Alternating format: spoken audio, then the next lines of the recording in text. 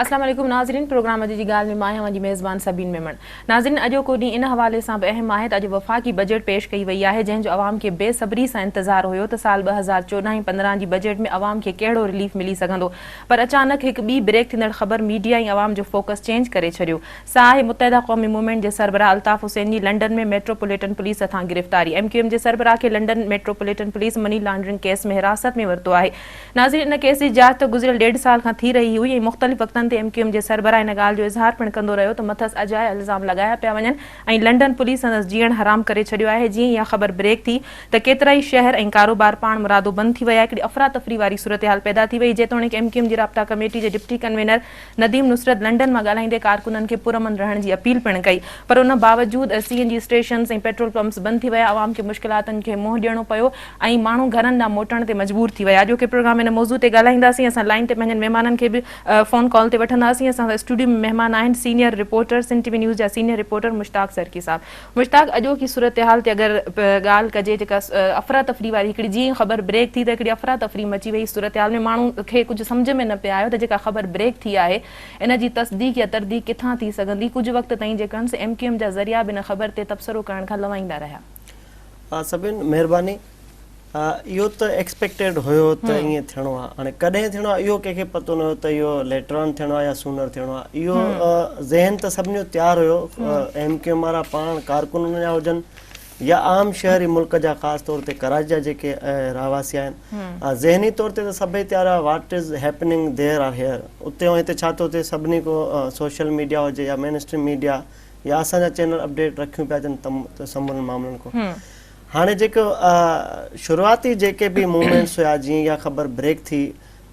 उन खां पोइ जेको रिएक्शन आयो उहो हिकिड़ो ख़ुदि जेको आहे MQM जी क़यादत डिसोन कयो आहे त इहो असांजो रिएक्शन रहियो। माण्हुनि जो पाण मुरादो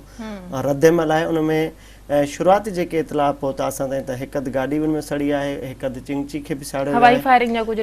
थिया, पर को बि जानी नुक़सानु न थियो आहे। ऐं उन समूरी सूरत हाल खां बिल्कुलु तमामु घणो वेझो शॉर्ट नोटिस ते जेको आहे मुत्तहिदा जी क़यादत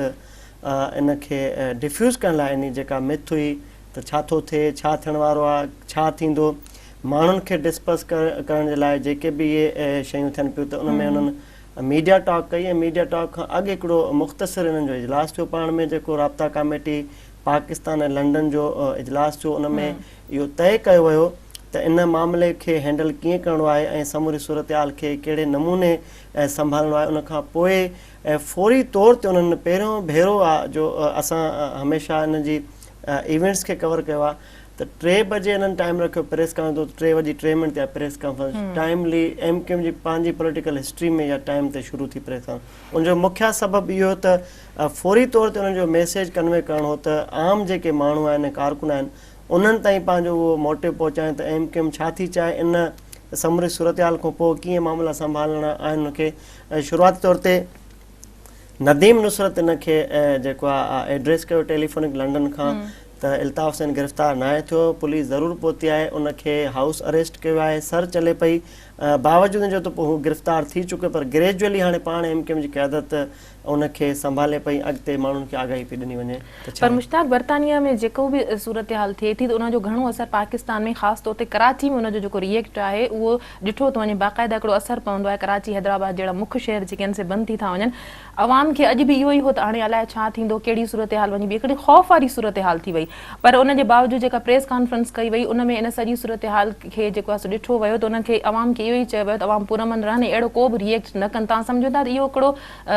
वॾो रद्द अमल साम्हूं अचण जी जेका तवक़ो कई पई वई, इहो बि पहिरें दफ़ा ई थियो त कारकुननि खे बिल्कुलु मुतमइन या ख़ामोश रहण जी जेका अपील कई वई। सभिनि हिते जेके पॉलिटिकल डायनामिक्स आहिनि MQM जे लाइ उहे तमामु घणा तब्दील थी चुका आहिनि। ॿियो हिन में वफ़ाक़ी जेको एक्शन आहे, वफ़ाक़ तरफ़ां जेको प्रिकॉशन्स पहिरियों ॾिना विया DG रेंजर्स खे, IG पुलिस खे। ऐं तव्हांखे यादि आहे त कुझु ॾींहं अॻु कराची सिंध जे गवर्नर हाउस में हिकिड़ो गैर मामूली इजलास थियो, जंहिंमें चीफ ऑफ आर्मी स्टाफ शरीक थियो, DG ISI शरीक थियो, DG IB शरीक थियो, DG रेंजर्स शरीक थियो, ऐं जेके बि ॻुझा इदारा आहिनि उन्हनि जा आला अमलदार हिन में शरीक थिया। ऐं हिन वक़्तु जेको आहे मुश्ताक हिन वक़्तु असां सां लाइन ते बैरिस्टर सबक़तुल्लाह क़ादरी आहिनि लंडन में, उन्हनि सां ॻाल्हि ॿोल कंदासीं, तव्हां उन्हनि खां पुछी सघो था। अस्सलाम वालेकुम कादरी साहब। काजी साहब, आवाज़ आप तक पहुंच रही है हमारी प्रॉपर? जी हाँ, आवाज़ आ रही है, हल्की है। जी हाँ। आप बैरिस्टर साहब, चूंकि आप काफ़ी अरसे से बरतानिया में मुकीम हैं, आप भुट्टो साहब के एडवाइज़र भी रह चुके हैं, तमाम बारीक बिनी से जो कानूनी मामलात हैं उनको भी आप न सिर्फ डीपली देखते रहे बल्कि आपकी खुद अपनी एक्सपर्टीज़ भी है।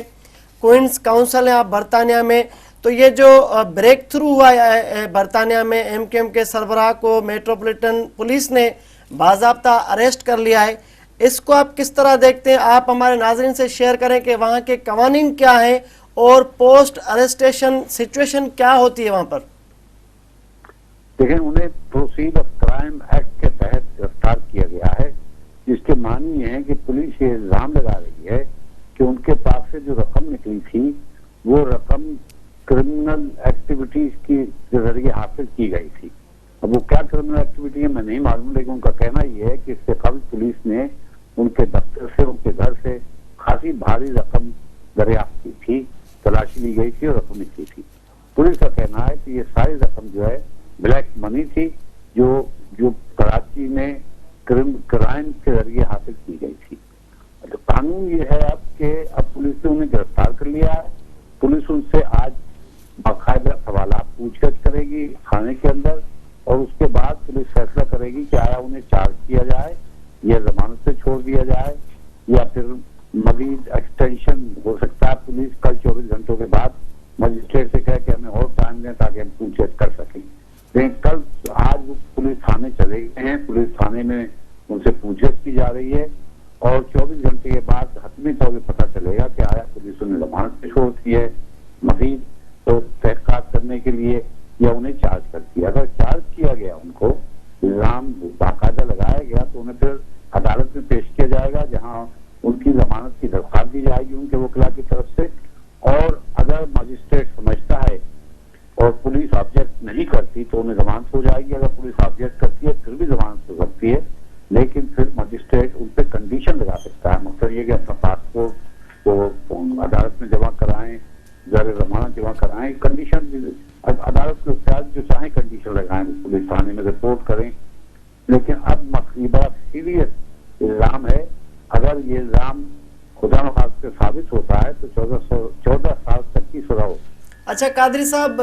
यहाँ यह भी जनरल परसेप्शन है ब्रिटिश लॉज के मुताबिक के वहाँ मनी लॉन्ड्रिंग को इंतहाई हीनियस क्राइम कंसीडर किया जाता है निस्बतन एक आम मर्डर के। तो यहाँ आप देखते हैं कि कहीं लीनियंसी किसी अंडर एलिगेशन अक्यूज को कहीं हासिल है या इतना ही सख्त मुकदमा है जिस नौयत का आम तासुर है यहाँ पर? मनी लॉन्ड्रिंग जो है बड़ा सीरियस क्राइम है, इसलिए कि जो 2002 में जो कानून आया था उसे कहते हैं proceed of crime act. Maximum sentence 14 साल है, लेकिन चूंकि मनी लॉन्ड्रिंग के जरिए लोग ड्रग्स का कारोबार करते हैं, टेररिज्म करते हैं, लोग पैसा जमा करके,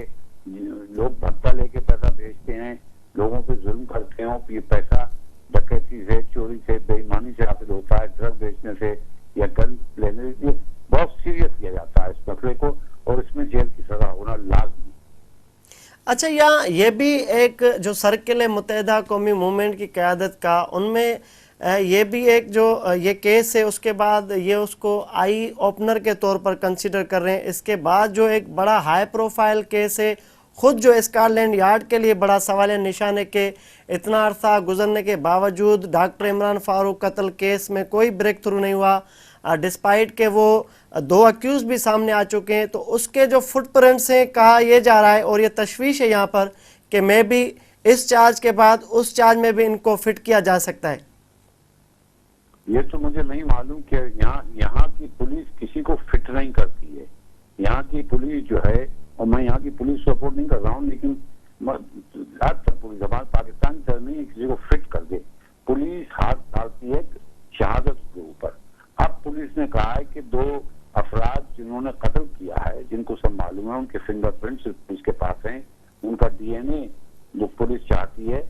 अब अगर उसमें कोई भी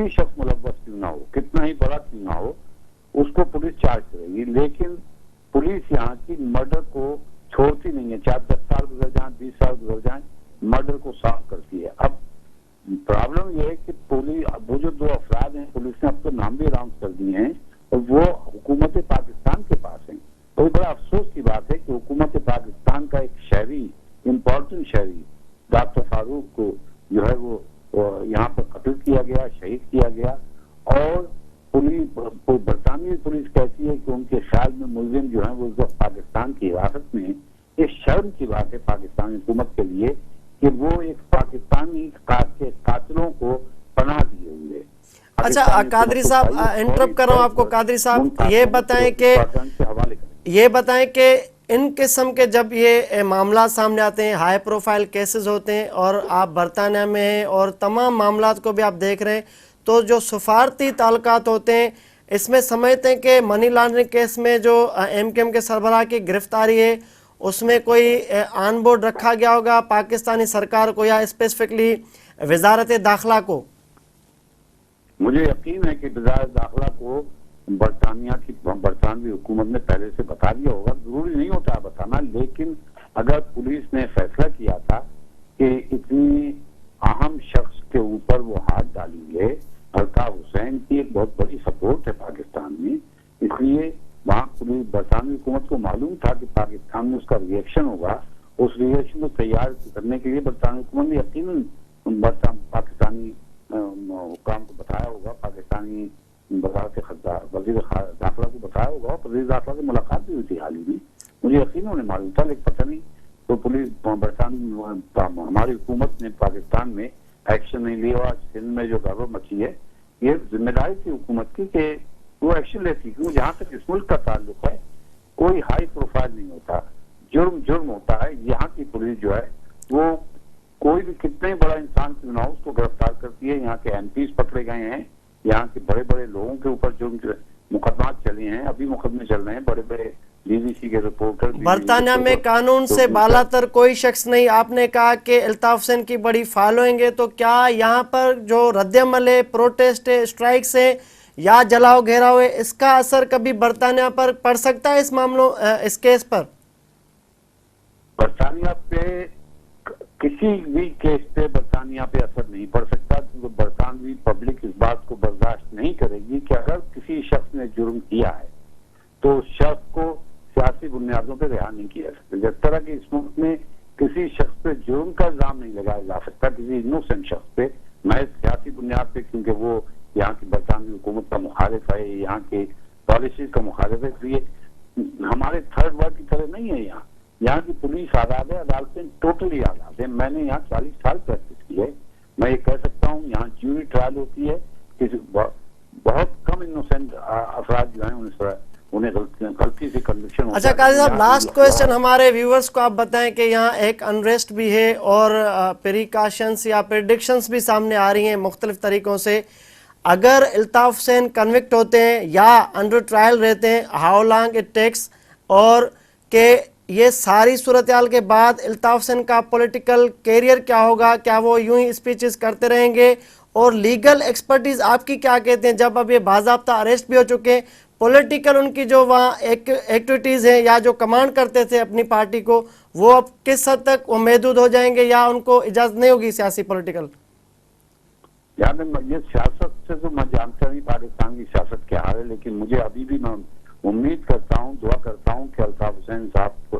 आजाद हो जाएं, उनके ऊपर जुर्म साबित ना हो, क्योंकि बड़ी बदनामी होती है पाकिस्तान की भी और लोगों का भी दिल दुखेगा जो उन्हें सपोर्ट करते हैं। लेकिन अगर कानून में उन्होंने कोई जुर्म किया है, मैं अल्लाह से दुआ मांगता हूँ कि ऐसा ना हो, लेकिन अगर किया है तो जाहिर बात है हर शख्स जो है वो कानून के सामने बराबर है, उससे सजा होती है। बड़ी मेहरबानी कादरी साहब, आपने अपने लीगल एक्सपर्टीज से हमारे नाज़रीन को आगाह किया और बरतानिया में जो कवानीन मौजूद हैं या उन पर जो इम्प्लीमेंटेशन है उससे हमारे नाज़रीन को वाज़ेह तौर पर आपने अपने तजुर्बात की रोशनी में आगाह किया। आपकी बड़ी मेहरबानी। तो नाज़रीन, प्रोग्राम में वक्त हुआ ब्रेक जो वठूंदा ब्रेक।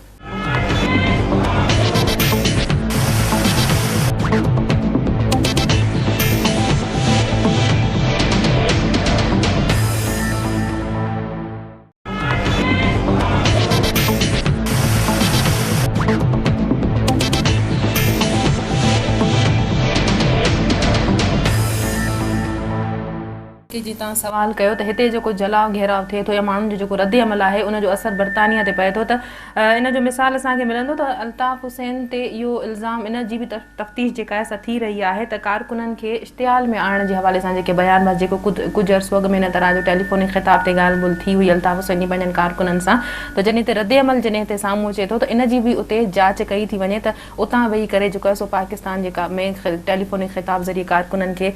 इन ॻाल्हि ते जेको आहे सो आमादा कयो थो वञे त पुरतशदुद कार्रवायूं कनि त MKM जे सरबराह पारां पाण पंहिंजनि कारकुननि खे कुझु वक़्त खां जेको आहे सो तव्हां नथा सम्झो ज़हनी तौर ते इन ॻाल्हि लाइ तयारु कयो पियो वियो? सभिनि ही समूरी सूरतहाल तॾहिं वाज़े थी या अल्ताफ़ हुसैन जे हक़ में न रही जॾहिं अॻूणो सूबाई घर वज़ीर ज़ुल्फ़कार मिर्ज़ा 2-3 बैग खणी सबूतनि जा लंडन पहुतो। उनखां पोइ हिकिड़ो ट्रेंड शुरू थियो त इमरान ख़ान जेको ऑलरेडी पॉलिटिकल राइवल रहियो आहे अल्ताफ़ हुसैन जो मुतहदा जो, उन बि उते वञी जॉइन कयो। ऐं हिकिड़ो ॿियो जेको ब्रिटिश लॉ में आहे त जेके इंडिविजुअल्स आहिनि पाकिस्तान जा, जेकॾहिं तव्हां कॉल करे रजिस्टर था कयो कंप्लेन तव्हांखे ग्रीवेंस आहे कंहिंखो, त उहे लखनि में उहे कॉल्स जेके आहिनि रिसीव थियूं उन स्कॉटलैंड यार्ड खे मेट्रोपॉलिटन पुलिस खे। जॾहिं सॼियूं शयूं गैदर थियूं उनखां पोइ मैच्योर थियूं, उनखां पोइ पंहिंजा हुन जा सोर्सिस आहिनि ब्रिटिश गवर्नमेंट जा, त उहे हिननि समूरनि शयुनि खे कीअं पिया ॾिसनि। हर उहो शहरी ब्रिटिश शहरी जेको कंहिं स्टेट जे ख़िलाफ़ आहे या विदिन स्टेट उते उन्हनि जे ख़िलाफ़ आहे, उन ते उहा तमामु करड़ी नज़र रखी पंहिंजे। ऐं जीअं बैरिस्टर ॿुधायो त हीउ एॾो स्टेप ब्रिटिश सरकार ईअं नाहे खयो, हितां जे घरू खाते वफ़ाई घरू खाते खे पहिरियां एतमाद वरितो वियो, उन्हनि खे ज़हनी तौर ते तयारु कयो वियो। ऐं जेको कराची में मां तव्हांखे ॿुधायमि त अमन अमान बाबति ग़ैर मामूली इजलास थियो, असांजे ज़रियनि मूजिबि उन में गवर्नर सिंध ज़रिए पीपल्स पार्टी जे को चेयरमैन ज़रिए मैसेज ॾिनो वियो मुतहदा क़ौमी मूवमेंट जी क़यादत खे त हीअ शइ थियण वारी आहे। उनखां पोइ जेकॾहिं कोई एक्शन थियो रिएक्शन थियो त उहो पाण ज़िम्मेवारु हूंदो मुतहदा जी क़यादत। गॾोगॾु जेको बि शरपसंद भल कंहिं बि झंडे हेठि हुजे, जेकॾहिं अमन ख़राबु कंदो त उन्हनि सां तमामु घणो सख़्ती सां पेश ईंदा। ऐं तव्हां ॾिठो त उन जा जेके पोस्ट रिज़ल्ट्स आहिनि इजलास जा हिन वक़्तु, जेको माण्हुनि जे ज़हननि में हुयो त अल्ताफ़ हुसैन जी गिरफ़्तारी खां पोइ तमामु घणो सख़्तु रद्द अमल ईंदो, उहो न आयो। उन में मुख्य जेको किरदारु आहे उहो वफ़ाक़ी कुझु इदारनि जो आहे, वफ़ाक़ी घरू खाते जो आहे, सूबाई सरकार जो आहे, जंहिं इनखे समूरे मामलनि खे रेंजर्स ऐं पुलिस ज़रिए जेको आहे हैंडल कयो आहे। ऐं जेको इम्कान अचिणो हुयो उहो हिन वक़्तु न आहे सघियो। मुश्ताक, लंडन मां हबीब जान असां सां लाइन ते आहे, उन्हनि खां पुछंदासीं न सॼी सूरतहाल जे हवाले सां। अस्सलाम वालेकुम हबीब जान साहब। ठीक दुआ। हबीब जान साहब, काफ़ी अरसे खां तव्हां बरतानिया में आयो, न सिर्फ़ु एतिरो पर लियारी में भी तमाम तमामु घणा एक्टिव रहा। कराची जी पॉलिटिक्स हुजे, सिंध जी समूरी सियासी सूरत हाल हुजे, तव्हां अग भरा रहा हो हर मामलन में। ऐं ख़ास तौर ते जॾहिं ज़ुल्फ़कार मिर्ज़ा अल्ताफ़ हुसैन ख़िलाफ़ सबूत खणी उते पहुतो या चीफ जस्टिस ऑफ पाकिस्तान उते पहुतो, त तव्हांजे वफ़द इन में तमामु घणो किरदारु अदा कयो। जेके सबूत तव्हां वटि अवेलेबल हुआ उन टाइम, तव्हां भी इन में मेजर रोल प्ले कयो आहे। ऐं अॼु जेका इहा वॾो ब्रेक थ्रू थियो आहे लंडन में त अल्ताफ़ हुसैन खे गिरफ़्तार कयो वियो आहे। हाणे बरतानिया जी सूरत हाल छा आहे, उतां जा जेके डिफरेंट वॉक्स ऑफ लाइफ जा माण्हू आहिनि उहे छा पिया सोचनि, ऐं ब्रिटिश लॉ तोड़े जेके बरतानिया में मौजूदु पाकिस्तानी कम्युनिटी आहे उन्हनि बाबति तव्हां आगाह कंदा त हीउ जेको ब्रेक थ्रू आहे उहे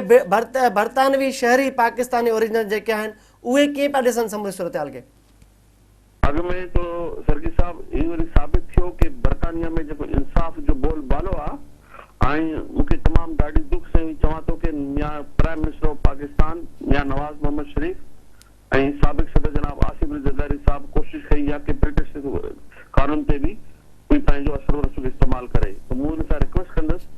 तमामु जेका पाकिस्तान जेतिरा बि अॻुवान आहिनि पॉलिटिकल, चाहे अपोजिशन में हुजे हा या इक़्तिदार में हुजे हा, कि काइंडली पंहिंजे कंट्री में तोमी इंसाफ़ नथा ॾियो, लेकिन जेको मुल्क इंसाफ़ जी अॻियाणी थो करे उनखे वरी डिस्टर्ब न कयो काइंडली।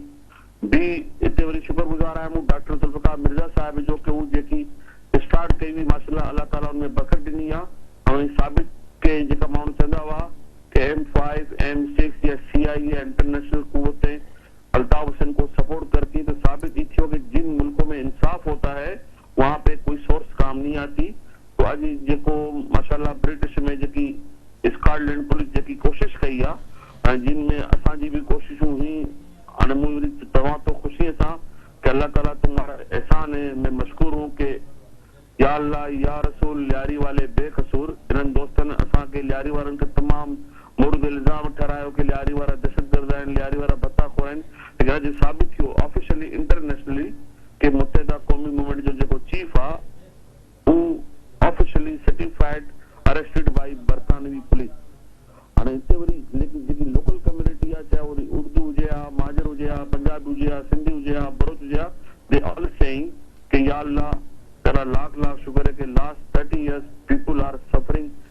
कराची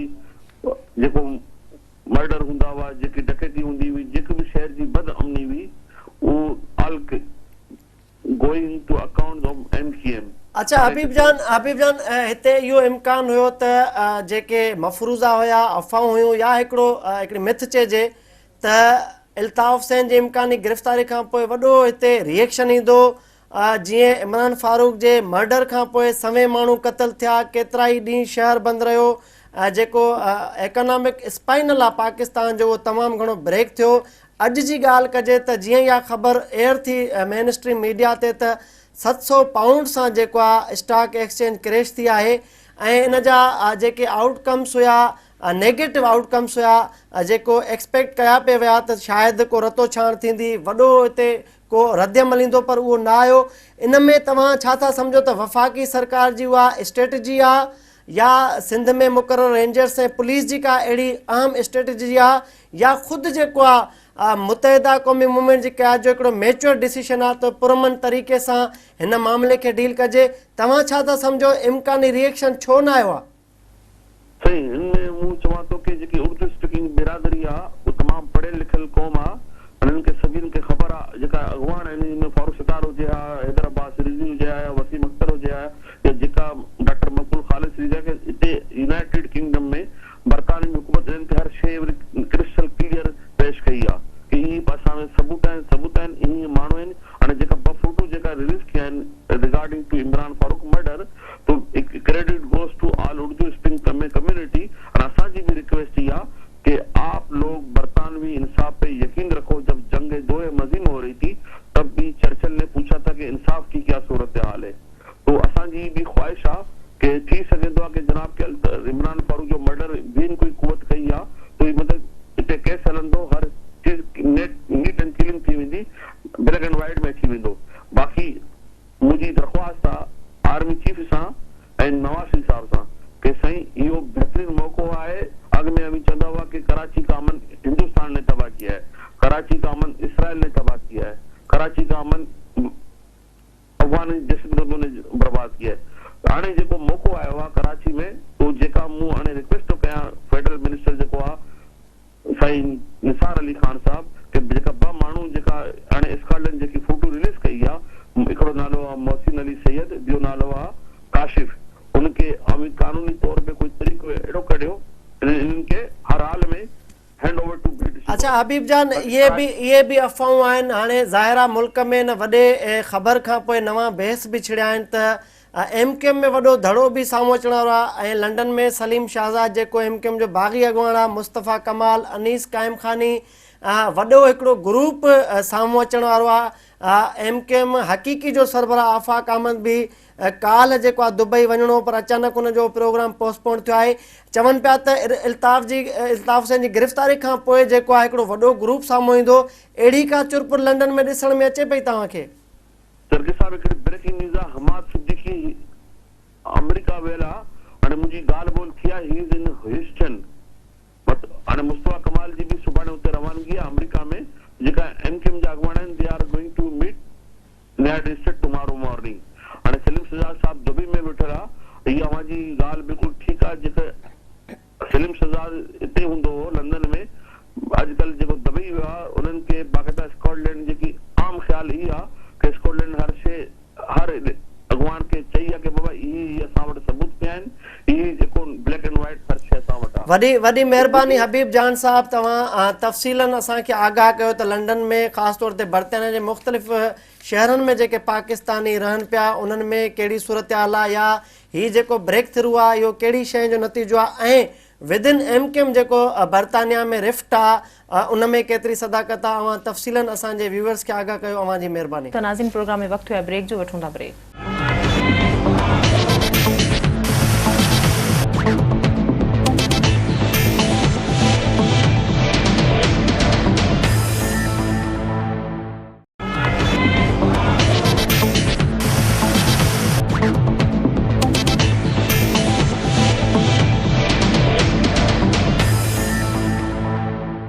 वेलकम बैक नाज़रीन। प्रोग्राम जे सिलसिले खे उतां ई शुरू कंदासीं जितां छॾियो। मुश्ताक, चयो पियो वियो त केतिरा ई भेरा जेको आहे अल्ताफ़ हुसैन साहब जे घर ते छापो लॻो लंडन पुलिस पारां मुख़्तलिफ़ वक़्तनि ते। पहिरियों जेको आहे सो 6 डिसंबर 2012 ते दहशतगर्दी जी यूनिट छापो हयो ऐं चयो पियो वञे त उन जे ऑफिस मां कुझु पैसा मिलिया हुआ जेके पाण सां खणी विया हुआ, पर सरकारी तरह सां इन जी तस्दीक न थी सघी त केतिरा पैसा हुआ। उन खां पोइ 18 जून 2013 ते लंडन पुलिस ॿिनि घरनि ते छापो हयो जितां बि चयो पियो वञे त कुझु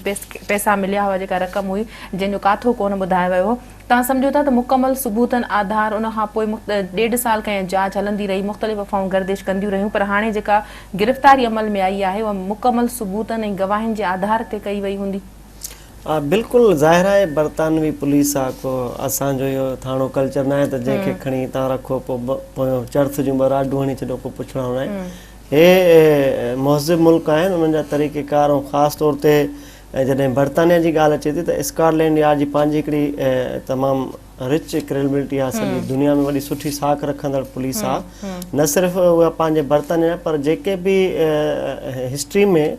दुनिया में जेके बि हाई प्रोफाइल मामला थिया आहिनि उहे थिया हल स्कॉटलैंड यार्ड जी एफर्ट्स खां पोइ आहिनि। ऐं हीअ जेको उन्हनि जे घर में मामिलो थियो त ज़ाहिर आहे उन लाइ पाण हिकु वॾो चैलेंज हुयो। एतिरो अरसो छो चयो इहो बि वञे पियो त जेका जांच शुरू थी या स्पेसिफिक मनी लॉन्ड्रिंग लाइ त शुरू ई न थी हुई। इहा जांच इमरान फारूक क़त्ल केस में हज़ारे माण्हुनि में गिरफ़्तार थिया, समेन में रेड लॻा ऐं तक़रीबन 18,000 खां मथे जेके डॉक्यूमेंट्स आहिनि उहे हथु कया विया। वाइल जेको आहे प्रोसेस ऐं ऑपरेशन्स इहे शयूं जॾहिं ही अल्ताफ़ हुसैन जे घर ताईं पहुता उन सिलसिले में अचानक हिन जे घर मां उहा रक़म हथ आई एॾी वॾी। इहो ख़ुदि हिकिड़ो शॉकिंग न्यूज़ हुई पाण ब्रिटिश पुलिस जे लाइ त ही एॾी वॾी रक़म ईअं कीअं पई आहे। ऐं ज़ाहिर आहे उन स्टेट जो इन्हनि पैसनि सां या उन माण्हू सां को बि ओसि ताईं तालुक़ु न आहे जेसि ताईं उहो उन रियासत लाइ नुक़सानकार नथो बणिजे। जॾहिं माण्हू इहे बि ख़बरूं हुयूं त लंडन पुलिस मुत्तहिदा क़ौमी उमरनि जे सरबराह जा केतिरा ई अकाउंट बि उते सील करे छॾिया। इन तरह जा बि बयान साम्हूं आया त लंडन पुलिस सभु पैसा त खणी वई आहे, उन खां भला अकाउंट खे बि सील करे छॾियो जेके अकाउंट्स आहिनि। बिल्कुलु जॾहिं ॻाल्हियूं मैच्योर थियूं, जेके बि उनजी ज़िंदगी जो वहिंवार हुयो बरतानिया में थींदो ईअं आहे त जेको बि तव्हांजो तरीक़ेकार आहे ख़र्च जो उहो बैंक अकाउंट जे थ्रू थींदो आहे। मोबाइल जो बिल पे करिणो हुजे, ॿार जी फीस पे करणी हुजे या ग्रोसरी तो को तव्हांखे कुझु शइ वठणी हुजे त उतां कार्ड्स आहिनि ऐं बैंक जे थ्रू ट्रांज़ेक्शन सॼी लीगल हूंदी आहे। ऐं लास्ट जेको 25 जून ते हिननि रैली कढी पहिरियों भेरो बरतानिया जे ख़िलाफ़ु हिननि ॻाल्हायो, उन मां वाज़े तौर ते इहो मैसेज मिलियो त there is something behind curtain. उन मां घणनि मुबसरनि जो इहो ख़्यालु हुयो त हाणे जेको आहे बरतानिया ऐं अल्ताफ़ हुसैन जा लाॻापा उहे न आहिनि रहिया ऐं हाणे जेको मामिलो आहे फाइनल स्टेज ते पहुची चुको आहे। उनजो वाज़े सबूत अल्ताफ़ हुसैन जे ॿधी तौरु जेको हिते जलसो कयो वियो हुते बस सेंटर ते 25 जून ते 25 मई ते उन में जेको आहे इहो वाज़े तौर ते चयो वियो त हीअ जेका सूरत हाल आहे हाणे असांजे ख़िलाफ़ु आहे। इवन उन्हनि इहो मुतालबो कयो त फौरी तौरु कैमरून जेको डेविड कैमरून इन मामले ते जेको आहे ट्याकड़ी करे उन्हनि खे ॿियो न पर हिकिड़ो अकाउंट को उनजो बहाल कयो वञे, रिस्टोर कयो वञे त जीअं अल्ताफ़ हुसैन पंहिंजा जेके ज़रूरी वहिंवार जा आम रूटीन जा कम आहिनि उहे करे सघे। एतिरे ताईं उन्हनि इल्ज़ाम लॻायो आहे त जेका अफ़ज़ा उनजी धीउ आहे उनजा आईपैड्स उनजा नंढड़नि ॿार जेके रांदीका आहिनि उहे बि शक जी बुनियाद ते पुलिस हथु कया। गॾोगॾु अल्ताफ़ हुसैन जे साथियुनि जे बक़ौल त हुनखे नंढे लाखों सिक्का गॾु करण जी वॾी जेको आहे शौक़ु रहियो आहे। उहे सिक्का बि पाकिस्तानी रुपयनि में 1000 रुपया ऐं लखे रुपया आहिनि ऐं उहे बि उहे खणी विया आहिनि। ऐं इन समूरी इन लेवल जी कार्रवाई मां इहो साबित थो थिए त ज़ाहिर आहे उहे शयूं मैच्योर थियूं आहिनि ऐं उते ईअं न आहे त तव्हां कंहिंखे बि हथु लाहियो, केॾो बि हीनियस क्राइम में मुलविस जवाबदार छो न हुजे। ब्रिटिश में इहो बरतानिया में कानून आहे, तव्हां कंहिं बि अक्यूज़ खे पहिरियों कन्विंस कंदा 3-4 कलाक ताईं, उनखे पोइ तव्हां गाॾी में वेहण लाइ रिक्वेस्ट करे सघो। अच्छा मुश्ताक, इन सां अल्ताफ़ हुसैन जे सियासी कैरियर ते कहिड़ा असर पइजी सघनि था? मुस्तक़बिल में तव्हां छा था ॾिसो? ज़ाहिर आहे हीउ वॾो हिकिड़ो मामिलो आहे। अल्ताफ़ हुसैन जी गिरफ़्तारी इन लेवल ते थी आहे। उन खां पोइ पाण इन ते ॻाल्हि ॿोल कंदासीं। पोइ हिन वक़्तु असां सां STP सरबराह डॉक्टर कादिर मक्सी साहब लाइन ते आहिनि। डॉक्टर साहब, कीअं था ॾिसो तव्हां MQM जे सरबराह जी जेका लंडन में गिरफ़्तारी थी आहे, हिन सॼी सूरत हाल खे तव्हां कीअं ॾिसंदव ऐं पाकिस्तान जी सियासत ते हिन जा कहिड़ा असर पइजी सघनि था?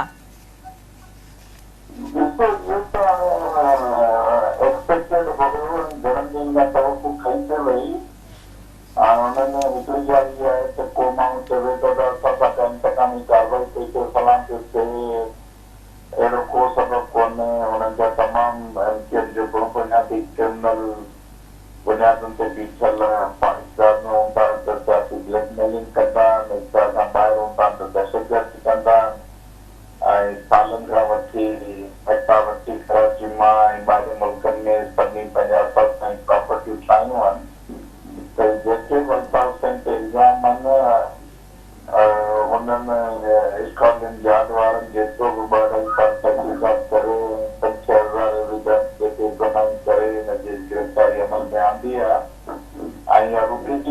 ये मूंखे हैरत थी आहे त हिकिड़ो माण्हू इंग्लैंड जो शहरी आहे बरतानिया जो गिरफ़्तार हुते थो थिए हुते कट नथो जुड़े ऐं जेकॾहिं हड़ताल थिए थी मुज़ाहिरो थिए थो माण्हुनि जो क़त्लेआम थिए थो हिते थिए थो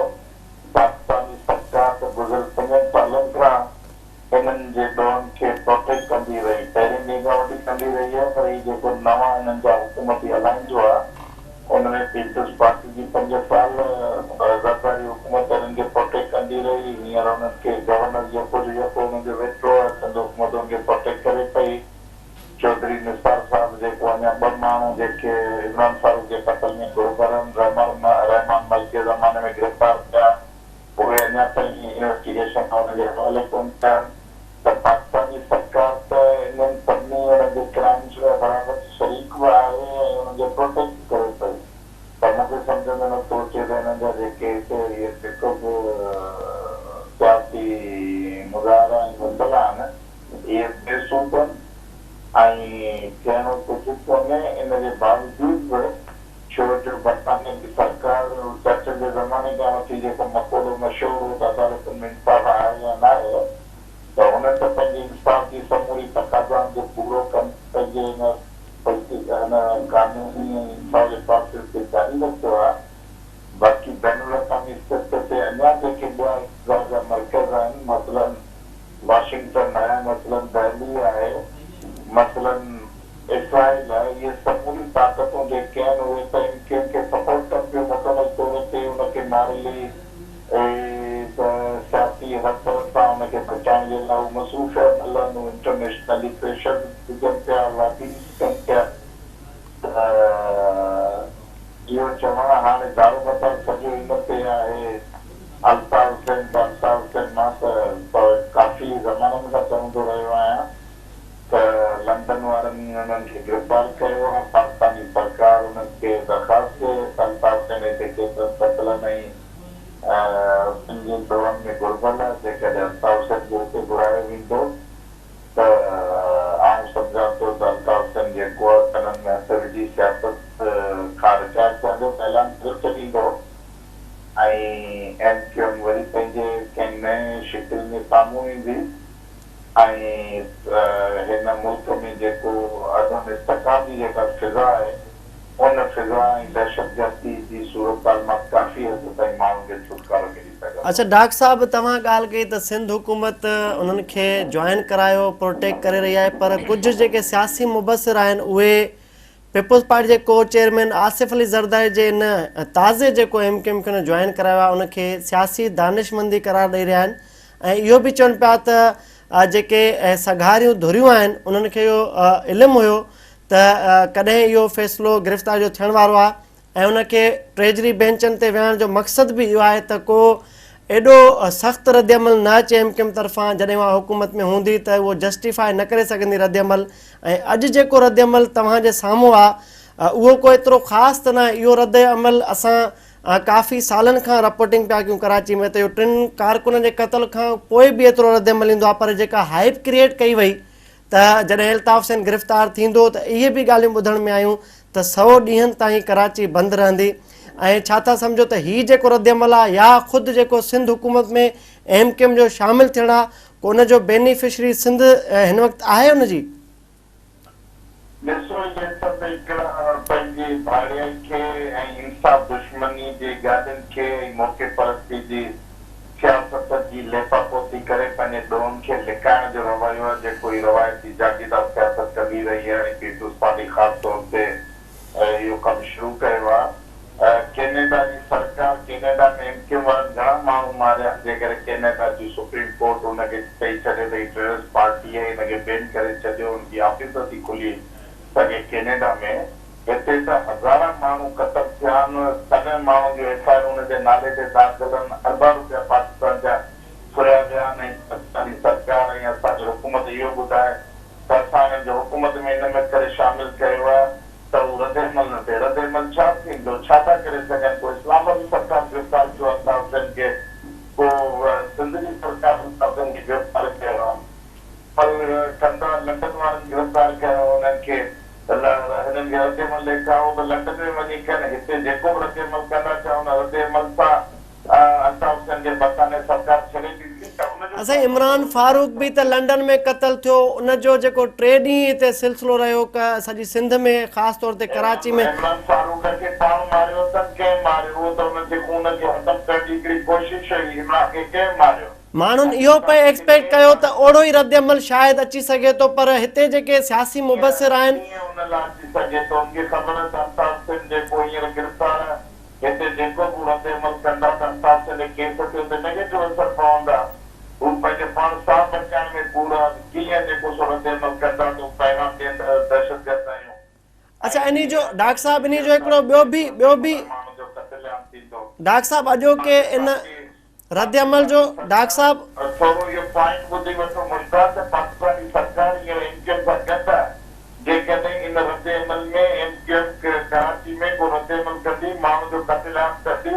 त पाकिस्तानी सरकार ऐं सिंध हुकूमत ख़ुदि उनजे ख़िलाफ़ कार्रवाई में पंहिंजी वेंदी ऐं एमक्यूएम खे पंहिंजे पाण खे बचाइण मुश्किल थी पवंदो। बिल्कुलु सही पिया मसलतन उन्हनि ख़ामोशी इख्तियार कई आहे। ओके, पर हिकिड़ो ॿियो भी रुख सही डिस्कस थिए पियो, मुख़्तलिफ़ ज़ाहिरा बहस छिड़ी चुका आहिनि हिन मामले ते, त ख़ुदि एमक्यूएम में वॾी रिफ्ट आहे जंहिंमें हिकिड़ो बाग़ी ग्रुप तयारु थी चुको हुयो ऐं तयारु थी चुको आहे, जंहिंजी तस्दीक़ ख़ुदि विदिन एमक्यूएम भी ज़रिया कनि पिया ऐं उन्हनि वेट पे कयो त जॾहिं ब्रिटिश में अल्ताफ सिंध जी गिरफ़्तारी थींदी 48 कलाकनि में को वॾो हिकिड़ो ऐलान थियण वारो आहे। तव्हां नथा सम्झो त शायदि विदिन एमक्यूएम वॾी रिफ्ट आहे, उन करे बि एॾो रद्द अमल न आयो आहे साम्हूं? ॾिसो, मां इहो ॿुधायां त क्रिमिनल तंज़ीमुनि जो इहो ई अमल दख़ल आहे। जेके माण्हू चवंदा त 50 मोटरसाइकिल ते ऐं 80 घर जे हुन में वेही पलिया आहियूं ऐं सॼो पाकिस्तान हुननि जी इन सियासत ते डांस करे त ही ग़रीबनि जी पार्टी आहे, ग़रीबनि जी नुमाइंदा पार्टी आहे। अॼु हिकु हिकु एमक्यूएम जो इशरत लिबास हुजे, बाबर गोरी हुजे, सलीम अख्तर हुजे, फरूक सत्तार हुजे, अल्ताफ सिंध हुजे, उहे अमेरिका, बर्ताना, यूरोप में बिलियन डॉलर जी, मिलियन डॉलर जी प्रॉपर्टी आहे मालिक ऐं इहो फितरी अमल आहे त उन्हनि जी मिल्कियतुनि ते, उन्हनि जे हिसे पतियुनि ते ऐं उन्हनि जी सॼी दहशतगर्द जो नेटवर्क आहे, उहो सॼो जो सॼो जेको उन ते फसाद ऐं तकरार अचणा। मुशरफ जे ज़माने में को सीरियस इन्हनि खे बिलो आयो, पोइ मुशरफ छो जो उन्हनि जो गॉडफादर बणियल हो, उन पंहिंजा ख़ुसूसी टीम मोकिली, जनरल मोकिलिया, ISI जा माण्हू विया, जिन अल्ताफ हुसैन, इमरान फारूक, सलीम शहजाद वारनि उते वञी ख़ामोशी इख्तियार कराई, उन्हनि खे साथ करायो। कुझु वक़्त ताईं उन्हनि ख़ामोशी इख्तियार करे छॾी। उन ई वक़्तु फारूक सत्तार भी इमरान फारूक जे ग्रुप में हो, इशरत लिबास भी इमरान फारूक जे ग्रुप में हो। ही तमामु वॾो हिकिड़ो टोलो जेको धार थियो पिए, जंहिंखे मुशरफ रोके छॾियो ऐं इमरान फारूक खां पोइ ॿियो जेको क़तल खां पोइ जेको टोलो हो उहो ख़ौफ़ में ख़ामोश थी वियो ऐं फारूक सत्तार अमेरिका भॼी वियो। हुनखे वरी मिक्सू करे वठी आया। मुस्तफ़ा कमाल हींअर भॼल आहे। त इहो हिननि जो अल्टीमेट नतीजो हीअं थियणो आहे, पर हिननि खे जेको पालनि पियो, हिननि जो पंहिंजी का दिलि कोन्हे, कुझु कोन्हे। हिकिड़ी पाकिस्तान जी इस्टेब्लिशमेंट वटि हिननि जी वाग, ॿिए जी वाग दिल्ली वटि, ॿिए जी वाग अमेरिका वाशिंगटन वटि। त हिनजे करे उहे मुख़्तलिफ़ ग्रुप्स ऐं धड़ा मुख़्तलिफ़ कमांड हेठि कमु कंदा रहनि था। हाणे मूंखे ईअं लॻे थो त अल्ताफ हुसैन एज़ अ ज़ाती जेको बि हुनजो दाबो हो, जेको बि हुनजी सूरत हुई, उहो हफ़्ते हफ़्ते माफ़ु थींदो वेंदो। अच्छा डॉक्टर साहब, भला इन समूरे ब्रेक थ्रू खां पोइ जेका सिंध में अनरेस्ट आहे, तव्हां सिंध जो आईंदो कीअं पिया ॾिसो हिन समूरी सूरत-हाल में? ॾिसो, आईंदो इहो आहे त असांखे तव्हांजी राय जी रखा कोन्हे न। असां चऊं था त सिंध जो आईंदो इहो आहे त 6 महीना जेकॾहिं सरकार अची वञे ऐं पुलिस डिपोलिटिसाइज थी वञे त कराची में जेके बि दहशतगर्द ऐं फसाखोरी ऐं क़तल गारत करी इहा सॼी ख़तम थी वेंदी। पर आउं चवां थो सरकारी नथी करणु चाहे, इस्टेब्लिशमेंट ई नथी करणु चाहे। हिते टके टके खां माण्हू अंडरवर्ल्ड जा माण्हू 10,000 जा ब्रोकर क़त्ल जे करे माण्हू मारींदा वञनि था। केरु कंहिंखे पुछण वारो कोन्हे। खुफ़िया फोनूं थियूं अचनि त फलाणे खे छॾे ॾियो, फलाणे खे अॻिते कयो, फलाणे खे पोइते कयो। अहिड़ी सूरत में सिंध जो मुस्तक़बिल तमामु भयानक आहे, बर्बाद आहे। इहे हिकिड़ा अल्ताफ सिंध ईंदा, ॿिया अल्ताफ हुसैन ईंदा रहंदा। इहे जेके दहशतगर्द जा नेटवर्क जेके सिंध जे ख़िलाफ़ पैदा कया विया, सभिनी जो गॾियल एम इहो आहे त जीअं सिंध ते सिंध जी दावा खे चक कजे। असां सिंध जो जेको दावा आहे त सिंध हज़ारनि सालनि खां असांजो वतन आहे, असीं हिन जा मालिक आहियूं।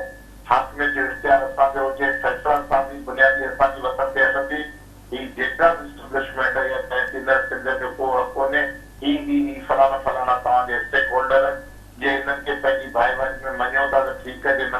व्यवस्था दिल्ली हलंदी तबाही में जीअं हले पई त हिक नंढड़ी मामूली सिट जी या मकानी नोयत जी एजेंडा कोन्हे तमामु वॾी बलाऊं हुन में इन्वॉल्व आहिनि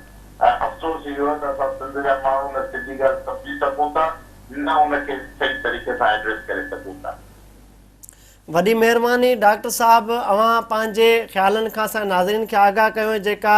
हिन वक़्तु सूरत हाल आहे सियासी सूरत हाल उन ते पंहिंजे मौक़ुफ़ खां असांखे आगाह कयो ऐं जेके बि अपकमिंग जेका सूरत हाल हूंदी उन बाबति बि अवां असां सां पंहिंजा ख़्याल शेयर कया वॾी महिरबानी मुश्ताक डॉक्टर साहब सां जेका ॻाल्हि ॿोल थी हुन में डॉक्टर साहब हिकिड़ी ॻाल्हि कई त जेकॾहिं हिते रद्द अमल कयो वञे हा त उन्हनि खे इहा ख़बर हुई त इन जो उन्हनि जे सरबराह जे केस ते जेको आहे सो नेगेटिव असरु पए हा उते ई पाकिस्तान जी सरकार ऐं सिंध जी इंतिज़ामिया जेकॾहिं कारकुन इश्तिहाल में अचनि हा या अहिड़ो को रद्द अमल ॾेखारनि हा त उन्हनि ख़िलाफ़ु कार्रवाई करे हा रिसेंटली कुझु अर्सो अॻु में अगरि असां सूरत हाल खे ॾिसूं त MQM जे तरफ़ां जेको कारकुननि जी गुमशुदगी या उन्हनि जी गिरफ़्तारी जे हवाले सां जेको एहतजाज कयो वियो उहो बि त हुकूमत में रहंदे उन्हनि कयो न मुफ़ाहिमत उन्हनि करे छॾी बेंचनि ते सरकारी बेंचनि ते अची वेठा हुआ पर सिंध सरकार तरफ़ां कार्रवाई त कोन कई सॼो ॾींहुं जेको आहे सो कराची जहिड़ो शहर बंदि रहियो माण्हुनि कारोबार बंदि करे छॾियो ट्रांसपोर्ट बंदि रही हुई ज़ाहिर मुतहदा क़ौम मूवमेंट जी सभिनि पंहिंजी हिकिड़ी सियासत जो तरीक़ो पंहिंजो आहे उहे हुकूमत में रहंदे बि सोग कंदा आहिनि ऐं मुख़्तलिफ़ उन जा या इन करे मामिलो चेंज आहे त सिंध ऐं पंजाब जी पुलिस न आई जेको टोटल मामिलो आहे पाकिस्तान खां ॿाहिरि थियो आहे पाकिस्तान जो हुन सां को तालुक़ु बिल्कुलु ॿाहिरि थियो आहे ऐं भले हुन ते नेगेटिव इम्पैक्ट्स पवनि केस ते पर हिते भले लखां माण्हू गॾु थियनि बर्तानिया ते को बि असरु न पवण वारो छो जो उते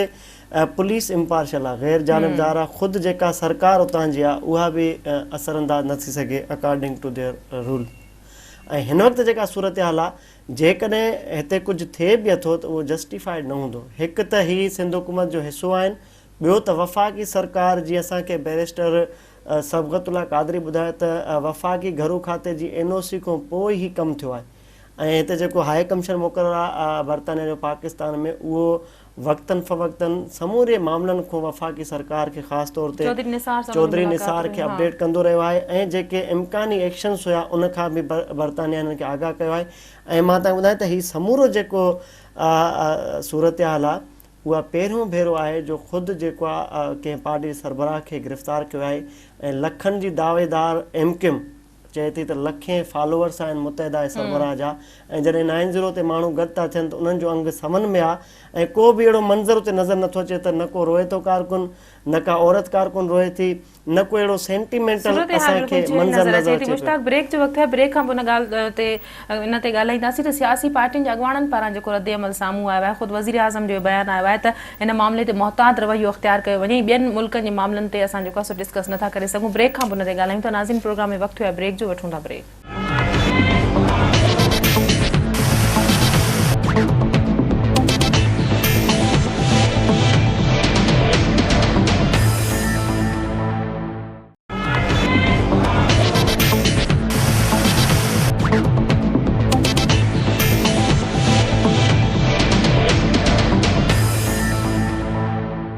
वेलकम बैक नाज़रीन मुश्ताक ब्रेक ते वञण खां अॻु में ॻाल्हि कईसीं पे सियासी पार्टियुनि जे सरबराहनि पारां जेको इंतहाई मुहतात रवैयो अख़्तियार कयो वियो आहे इन मामले ते ॻाल्हाइण नथा चाहिनि इन ते तव्हां छा चवंदा ज़ाहिर आहे हाणे ॻाल्हाईंदा इन जी फेवर में त बर्तानिया जे अॻियां वाज़े थी वेंदा या हिन जे ख़िलाफ़ु ॻाल्हाईंदा त वरी हिननि सां तालुकात ख़राबु थींदा त ज़ाहिर आहे इहो हिकिड़ो बेस्ट सेंटेंस सभिनी खे हथायो आहे त हीउ मामिलो हसास आहे शुक्र आहे ईअं नथा चवनि त सभु जुडिस आहे हिते त हमेशह थींदो आहे त कंहिं मामले खां अवॉइड करिणो आहे तव्हां चई छो त अदालत में हलंदड़ मामिलो आहे हाणे हितां जा जेके वॾे पाए जा जेके लीडर्स आहिनि उहे हिन ते नथा करनि ज़ाहिर आहे सिंपथीज़ त हमेशह सियासतदाननि जूं सियासतदाननि सां रहियूं आहिनि ऐं हीउ लिकियल पैगाम आहे त इन जूं हमदर्दियूं समूरनि सियासतदान जो अल्ताफ़ हुसैन सां आहिनि ऐं हू हिन वक़्तु आहे बि अंडर जेको आहे डेंजर आहे इहो अल्टीमेट बिहेवियर आहे माण्हुनि जो त ज़ाहिर आहे उन ॾेई हमदर्दी वञी सघे थी बहरहाल इन ते कंहिंजो न ॻाल्हाइण या ओपिनियन ते न ॻाल्हाइण इहो बि हिकिड़ो सवाल जो निशान आहे अच्छा मुश्ताक पुलिस ऐं रेंजर्स खे हाई अलर्ट कयो वियो आहे जीअं इन तरह जी सूरत हाल थी आहे हिकिड़ो आला सतही इजलास बि थियो DG रेंजर जी सरबराही में त उन खां पोइ तव्हां सम्झो था त सूरत हाल खे कंट्रोल करण जे लाइ फौरी तौर उपाउ वरिता विया इन तरह जी मालूमात हुई त ईअं थी सघे थो ॾींहं ॿिनि में बिल्कुलु इंटेलिजेंस शेयरिंग त रहंदी आहे हमेशह ऐं इन जी एक्सरसाइज़ बि रही आहे अॼु जॾहिं मां पाण 9-0 ते मौजूदु हुअमि प्रेस कॉन्फ्रेंस अटेंड करे निकितमि त तक़रीबन 100 खां मथे जेके आहिनि इन जूं रेंजर्स जूं मोबाइलूं हुयूं, उनमें निकाह पोश जेके आहिनि कमांडोज़ में वेठल हुआ, उहे गश्त पिया कनि चइनी तरफ़नि खां 90 जे। न सिर्फ़ु एतिरो पर जेके मोटरसाइकिल ते कमांडोज़ हुआ उहे बि 50 खां मथे मोटरसाइकिलूं मूंखे नज़र आयूं। इन मां इहा मुराद आहे त हिकिड़ो त साइकोलॉजिकली उन्हनि कारकुननि ताईं उहो पैगाम पहुचणो आहे त तव्हांजे मर्कज़ ते बि गश्त आहे, ऐं ग्रास रूट ते जॾहिं मुख़्तलिफ़ एरियाज़ में जेके बि कमांडर आहिनि रेंजर्स जा या पुलिस जा जेके SSPs आहिनि ज़िलनि में, उन्हनि इहो मैसेज कन्वे कयो कंट्रोल रूम ते त को बि वॻोड़ी शरपसंद जेकॾहिं कंहिं पब्लिक प्रॉपर्टी खे नुक़सान थो पहुचाए या वॻोड़ थो करे त उनखे ऑन स्पॉट गिरफ़्तार करे भरण जो तारुक मुतहदा सां उन बावजूद इन तरह जी इतला अचनि पियूं त कारोबार कुझु माण्हू बंदि कराए रहिया आहिनि या माण्हू जेके आहिनि से गाॾियुनि खे साड़ण जूं बि इतला हुयूं, हिकु ॿिनि माण्हुनि जे ज़ख़्मी थियण जा इतला सडनली जीअं इहो अचानक थी वियो मामिलो त उन खां पोइ हिकिड़ो फितरी रिएक्शन हुयो माण्हुनि जो, ऐं इहो थींदो रहियो आहे। इन्हनि वॻोड़नि खे हर मामला पहिरियों फबियल आहिनि ऐं उहा ई एक्सरसाइज़ इन्हनि पंहिंजी कई, पर वेरी सूनर तमामु जल्द जेको आहे राब्ता कमेटी लंडन पारां इहो मैसेज ॾेई पंहिंजे कारकुन खे पुरमन रहण जी हिदायत कई वई त इन ते को बि रिएक्शन नाहे करिणो, ऐं ख़ुदि ऑफिशियली उन्हनि मीडिया टॉक में चयो आहे त असांजो उन्हनि वॻोड़ियुनि सां शरपसंद सां को बि तालुक़ु न आहे, जंहिंमां इहा ॻाल्हि वाज़े थी त जेका डिप्लॉयमेंट हाणे शहर में मौजूदु आहे उहा तमामु घणी आहे ऐं मुख़्तलिफ़ इलाइक़नि में ज़िंदगी बि मामूल ते मोटी आहे, ऐं कुझु इलाइक़ा अहिड़ा आहिनि जिते MQM जो पंहिंजो असर बि न आहे। उहो त पहिरें खां ई जीअं इतला पहुती शहर जे मुख़्तलिफ़ इलाइक़नि में त जेके इलाइक़ा जिते मुतहदा क़ौमी मूवमेंट जो घणो असरु आहे उहे पाण मुराद बंदि थी विया, जिते मिलियल जुलियल सियासी इन्फ्लुएंस आहे माण्हुनि जो उते फोर्सफुली बंदि करण जी कोशिशि कई, ऐं उहे इलाइक़ा जिते MQM जी का बि एंट्री न आहे, उहो नोगो एरिया इलाइक़ो आहे, उन्हनि जे लाइ उते कारोबार जेको आहे रिवायत मूजिबि मामूल मूजिबि खुलियल आहे। ऐं हिन वक़्तु मां तव्हांखे ॿुधायां त रद्दअमल जेको अचिणो हुयो उहो न आयो आहे, उनजा 2 सबब आहिनि। हिकु त ख़ुदि जेको आहे MQM में पाण हिकिड़ी वॾी अनरेस्ट आहे, हिकिड़ी वॾी रिफ्ट आहे, ऐं वॾियूं जेके आहिनि अफ़वाहूं हलनि पियूं त शायदि को वॾो ग्रुप साम्हूं अचे। हैदराबाद बिहारी ग्रुप जो हिकिड़ो वाज़े हिकिड़ो डिस्कस हलंदो आहे विदिन MQM सर्किल, ऐं ख़ुदि जॾहिं 200-250 माण्हू तव्हांजे मर्कज़ ते पहुचनि 90 ते, इहो पाण हिकिड़ो वॾो सवालिया निशान आहे, ऐं उते को अहिड़ो रिएक्शन न अचणु कंहिं कारकुन जो जज़्बाती न थियणु एॾे वॾे एक्शन ते, इहो ख़ुदि सवालिया निशान आहे त एॾी वॾी डिसिप्लिन जमायत जेको जंहिंजी आइडियोलॉजी सां माण्हू चवंदा आहिनि हम न हो हमारे बाद अल्ताफ़, अहिड़ी लेवल जा जज़्बाती माण्हू अॼु असांखे किथे नज़र न आया। 90 ते बेशक रश हुई कारकुननि जी, पर उहो जेको डिमांड आहे या उहो जेको वायलेंट हिननि जो हिकिड़ो सिंबॉलिक एक्शन रहियो आहे, उहो अॼु सॼे शहर में किथे ॾिसण में न आयो, ऐं उनजे बिल्कुलु उबतड़ मुतहदा क़ौमी मूवमेंट जी क़यादत पंहिंजे कारकुननि खे बार बार हैदर अब्बास रिज़वी पंहिंजी तकरीर में चयो त उहे उन्हनि शरपसंद खे बि पकड़नि जेके MQM जे नाले ते वॻोड़ कनि पिया। ऐं हाणे ज़ाहिर आहे कराची जो जेको शहरी आहे उहो शुरू खां इन समूरी सूरत हाल में स्ट्रेस रहियो आहे, अपसेट रहियो आहे त छा थींदो छा न थींदो। तव्हां माण्हुनि जे ज़हननि मां इहो ख़ौफ़ नथा कढी सघो। हीअ त ख़ैर मुतहदा क़ौमी मूवमेंट आहे, पर अॼुकल्ह त नंढा नंढा ग्रुप्स थिया आहिनि, नंढा नंढा पॉकेट्स थिया आहिनि, त जिते एरियनि में को दादागीर आहे, को बदमाश आहे, उन जे कंहिं माण्हू सां का नाइंसाफ़ी थिए त उन इलाइक़े में माण्हू पाण ख़ौफ़ अचां घरनि में। कीअं चई सघिजे थो त इन केस में MQM जे सरबराह जी गिरफ़्तारी वारे केस में किथे बि बरतानिया में का अॻु भराई थिए थी त उनजो रद्द अमल असां वटि ॾिसण में न ईंदो, ऐं आहिस्ता आहिस्ता सुभाणे असांखे ज़िंदगी जो जेको माहवार आहे उहो मामूल ते नज़र ईंदो। इन में ख़ुदि मुतहदा क़ौमी मूवमेंट खे माण्हुनि ताईं इहो पैगाम पहुचाइणो आहे त रद्द अमल न थिए, माण्हू लाइफ पंहिंजी रूटीन लाइफ ॾे वापसि अचनि। ऐं हिन वक़्तु जेकी मौत इतला पहुता आहिनि त कुझु इलाइक़ा खुली चुका आहिनि, ट्रैफ़िक असां शाराए फैसल ते मौजूदु आहियूं, ट्रैफ़िक रूटीन मूजिबि हले पई, पर जेके पाण मुरादा ख़ौफ़ज़दा शहरी आहिनि उन्हनि जी काउंसलिंग करण जी ज़रूरत आहे, ऐं उहे तॾहिं निकिरंदा जॾहिं उन्हनि खे पाण एश्योरेंस छो न ॾियनि। हाणे हिननि त पंहिंजे माण्हुनि खे चयो आहे त सेक्टर यूनिट लेवल ते वञी तव्हां माण्हुनि खे चओ त कारोबार खोलनि। हाणे मीडिया टॉक या ऑन स्क्रीन चवणु ॿियो आहे, हाणे अंदरि विदिन MQM कहिड़ो मैसेज आहे उहो ख़बर न आहे। ऐं थींदो ईअं आहे त हिते अजीब सूरत हाल त क़तल करके पूछते जनाज़ा किसका जा रहा है, त हिते ईअं बि ख़बर न आहे त अंदरि हिननि जी पॉलिसी छा आहे, हीअ छा था चाहिनि, ऐं ज़ाहिरी तौर ते जेको मैसेज ॾियनि था त असां हिन समूरे वायलेंस खे डिसोन था कयूं, पर बावजूदि इन ऐलान जे आख़िर कारोबार छो बंदि आहे, इहो पाण सवाल निशान आहे। अच्छा मुश्ताक, कराची ऑपरेशन जे हवाले सां MQM हमेशह इहो ई चवंदी रही त कराची ऑपरेशन जे नाले ते उन्हनि जी पार्टी खे निशानो ठाहियो थो वञे, मुख़्तलिफ़ वक़्तनि ते एहतजाज पिणु कंदा रहिया, अणधुरो ऑपरेशन न कोठियो वियो हुनखे। तव्हां सम्झो था त कराची ऑपरेशन ते हाणे हिन जा कहिड़ा असर पइजी सघनि था, ऑपरेशन जी सूरत हाल में का तब्दीली ॾिसो था इन फ्यूचर? हाणे हिकु त हिन गिरफ़्तारी खां पोइ ऑपरेशन ते जेका किराए थिए पई MQM जी उहा डाइवर्ट थी वई। हाणे MQM पंहिंजे हिन मसइले में एंगेज थी वई। जेके बि प्रोटेस्ट या इम्कानी प्रेस कॉन्फ्रेंस जेके बि थींदियूं उहो 1 पॉइंट एजेंडा ते हूंदियूं। हाली उहो ऑपरेशन वारो सिलसिलो जेको आहे MQM जेका किराए करे पई उहो हाली डाइवर्ट थियो। बाक़ी रही ॻाल्हि ऑपरेशन जी, त ऑपरेशन उहो पंहिंजो जारी रहंदो। उन ते सभु जेके आहिनि स्टैंड ते उते ई बीठल आहिनि, रेंजर्स पुलिस रूटीन जूं कार्रवाइयूं करे पई ऐं चयो इहो बि वञे पियो असां जे ज़रियनि वटां त हीउ जेको रद्द अमल न अचण जो सबबु आहे उनजो मेन सबबु जेको 3 महीननि खां टारगेटेड ऑपरेशन में तमामु जेके तमामु वेझा MQM जा माण्हू आहिनि ऐं पुलिस खे घुरबल हुआ मुख़्तलिफ़ थाणनि ते, उहे बि गिरफ़्तार थी चुका आहिनि। ऐं जॾहिं उहे गिरफ़्तार थिया त जेको आम कारकुन आहे उहो साइकोलॉजिकली जेको आहे डिप्रेस थी वियो आहे, त शायदि उहे बि जेकॾहिं कंहिंखे बंदि कराईंदा ज़बरदस्ती त उहे बि गिरफ़्तार थी सघनि था। मुश्ताक, प्रोग्राम जो वक़्तु बि ख़तमु थो थिए। आख़िरी सवाल तव्हां खां पुछणु चाहींदमि, जेको पहिरीं मूं तव्हां खां पुछियो पर उन ते असां डिस्कस न करे सघियासीं, त इन गिरफ़्तारी खां पोइ, इन सॼी सूरत हाल खां पोइ अल्ताफ़ हुसैन जी ख़ुदि सियासी कैरियर ते कहिड़ा असर पइजी सघनि था? जी बिल्कुलु, सियासी कैरियर ते त इहे असर मनफ़ी हूंदा, छाकाणि त बर्तानिया जा पंहिंजा कानून आहिनि, उन्हनि जो शहरी आहे, हिन वक़्तु उन्हनि जो शहरी आहे, उते हुनजो ट्रायल पियो हले, उते इहो सिलसिलो शुरू थियो आहे। भले हुनखे ज़मानत बि मिले त हुनखे पॉलिटिकली का बि इजाज़त न हूंदी त हू इन ते सियासत करे, स्पीचिस करे। हाणे मूंखे इहो पियो लॻे त अॼोके हिन वॾे ब्रेक थ्रू खां पोइ अल्ताफ़ हुसैन जो फ़िलहालु सियासी कैरियर ते फुल स्टॉप लॻल आहे टिल द डिसीशन। वॾी महिरबानी अव्हांजी, मां प्रोग्राम में अॼु टाइम ॾिनो, इन मामले ते असां डिस्कस कयोसीं। नाज़रीन, अॼु जी ॻाल्हि प्रोग्राम जे वक़्त ते ख़तमु थो थिए। ईंदड़ प्रोग्राम ताईं पंहिंजी मेज़बान सबीन मेमण खे ॾींदा इजाज़त। अल्लाह वाहे।